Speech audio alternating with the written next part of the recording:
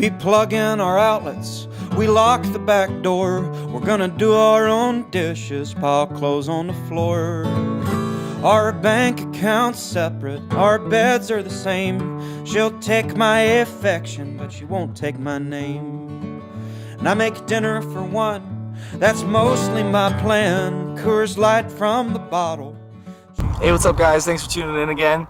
I'm here to show you guys our home on wheels. This is a 2003 21-foot Forest River Wildwood LE. We bought it at Central RV in Ottawa, Kansas last year in March. We got a great deal on it and we absolutely love living in it. On top of our travel trailer we have 3 100-watt Renovated solar panels. They actually come down, they're wired parallel, and all of the cables come down through this conduit here, which leads into this box, which has our Renovated Wanderer charge controller. From there, that gets plugged into 2 sealed gel 6-volt batteries from Batteries and Bulbs. We went with the 6-volt because we heard that we can get a lot more amp hours out of running 2 6-volt batteries in series versus running 2 12-volt. Please comment if I'm wrong. Over here we have all of our water and sewage hookup. Please excuse the mess. We've had sub-zero temperatures here in Colorado for the last several days, so we've had to absolutely do everything in our power to unfreeze our pipes and then prevent them from refreezing.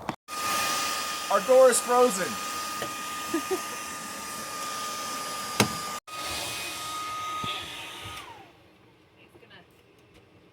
So here we have a Camco 25-foot heated water hose.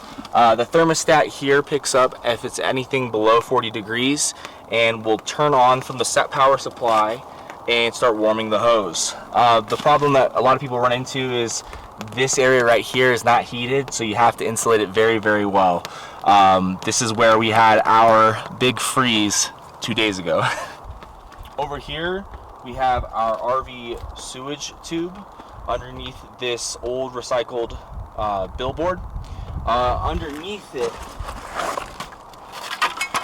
we actually have a heating element that wraps all the way around the tube to ensure that it stays nice and heated and doesn't freeze like it did 2 days ago. With the sub-zero temperatures we've been having, luckily the RV park has supplied us with this handy dandy insulated bag, and then our hose connects into our PSI controller, a little regulator, so that we can control how much water we got going in. Power box, this is a 30 amp travel trailer. We do have a 50 amp converter just in case, and we also have the one that plugs into 15 amps if all else fails. The back of our travel trailer has this cargo rack that hooks straight onto a 4-inch hitch adapter that clips onto the back of our bumper. Same thing with the bike rack. Inside of this we have a lot of miscellaneous stuff. This is our inflatable kayak, and then this is full of all of our RV stuff. Whenever we actually hit the road, we just put our hoses and sewage cables and everything separated in here. We also have some extra water cans just in case. They are empty now because the water would just freeze. And then these are the things that we need to get to usually immediately. Lastly, this RV skirt is actually all made out of old recycled billboards. What we did is we took a Phillips head grommet screw and drilled all of them into the RV with some Dicor sealant, and then clipped the holes into the billboard so that we can just clip it straight on. On the inside of it, we put some additional insulation to make sure that we keep it as warm as possible.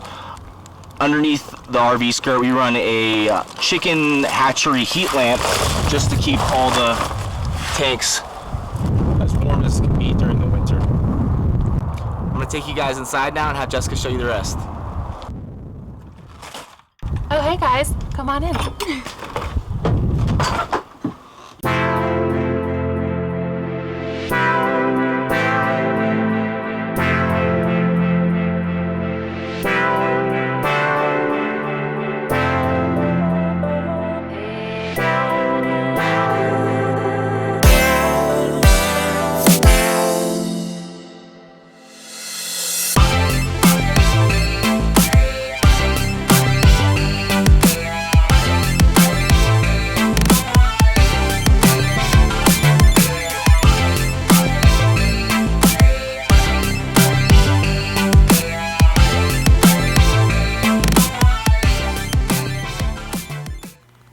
Hey guys, welcome to our tiny home on wheels.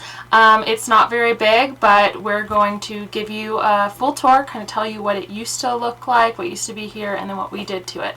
So let's take you first to the dining area slash where we do our work and editing for my business. For photography, I do a lot of editing here.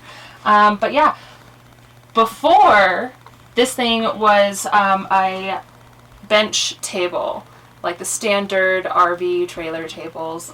It came out to about right here, took up all this space, and we knew we did not want that. We really wanted to be able to look out the window while we ate and while we did any work. So we had Dare build this table out of some repurposed wood that we found at his mother's place, and we stained it, added it. We used to have some rope to hang it, and we originally thought we would drop the table down and be able to turn the chairs around to watch TV, which we'll get to that later. But we decided, you know what, we don't really ever take it down, so let's just leave it.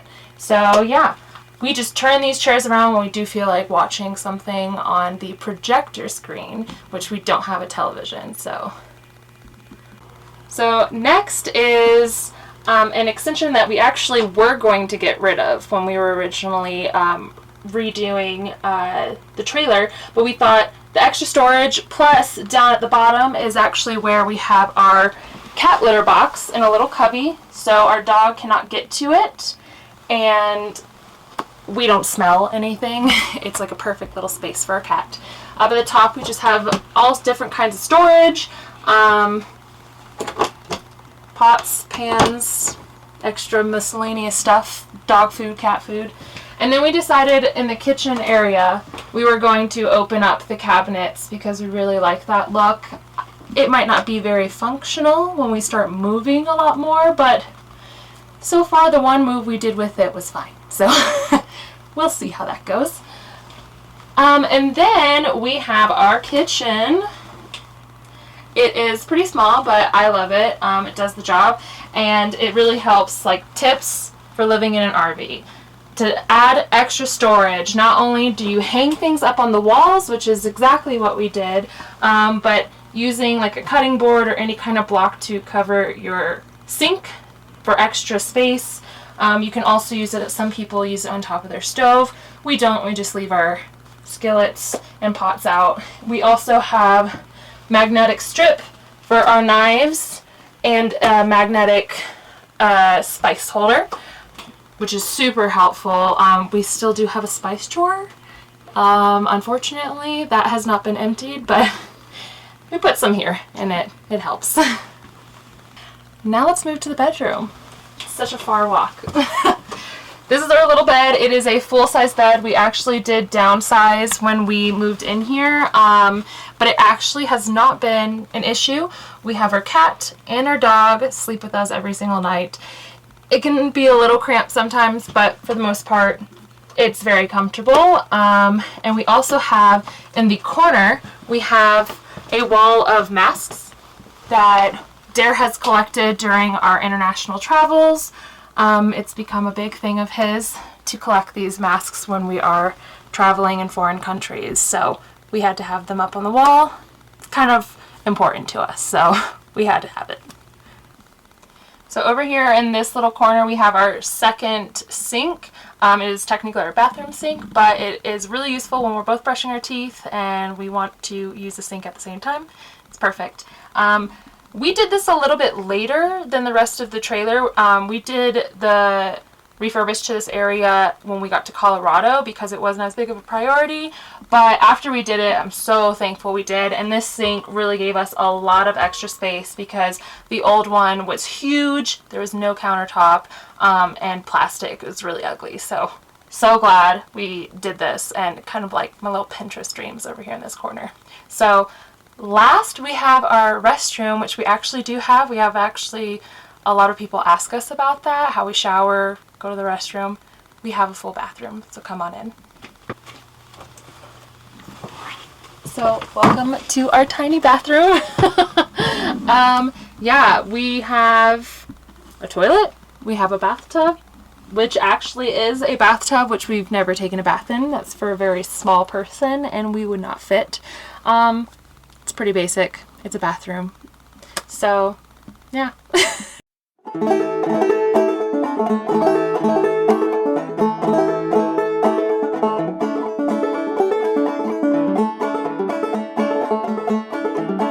Well, a cuckoo, she's a pretty bird, and she warbles as she flies. She don't ever holler cuckoo till the 4th day of July.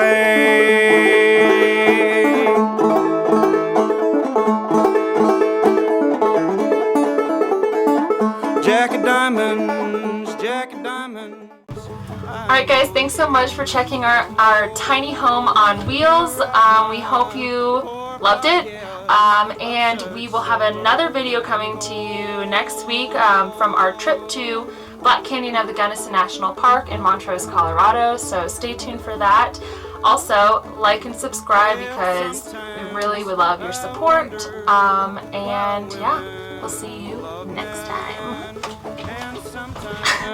I wonder why men love them.